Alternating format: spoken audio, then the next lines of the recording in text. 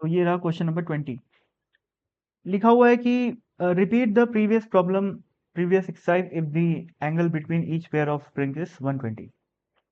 तो पिछली बार क्या था कि इन दोनों स्प्रिंग के बीच का एंगल 90 था और यहाँ पर एक स्प्रिंग थी।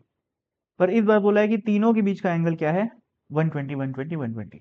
ठीक, तो सोचो अब यदि मैं इसको डिस्प्लेस करके यहाँ ले आया, ठीक है, पहले वहां पर था कौन, मास, पॉइंट मास, और अब मैं उसको कहाँ पर ले आया, यहाँ पर ले आया।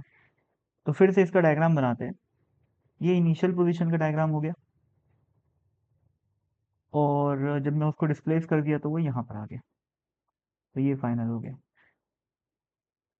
ये अब फिर से वही बात है कि ये यहाँ पर मैं एक परपेंडिकुलर ड्रॉप करूंगा और this length is the elongation in the spring.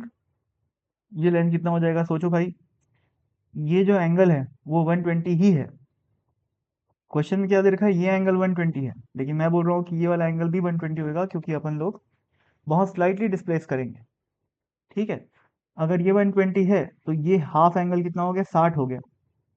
तो अगर ये x है तो ये क्या हो जाएगा, फिर से देखो, अगर ये x है तो ये क्या हो जाएगा, x cos 60 यानी कि x by root, sorry x by 2।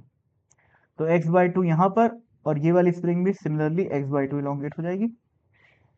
अब अ, हाँ, अब सोचो स्प्रिंग फोर्स कैसे लगाएगी, ऐसे लगाएगी, ऐसे और ऐसे, कितना k into x by two, k into x by two.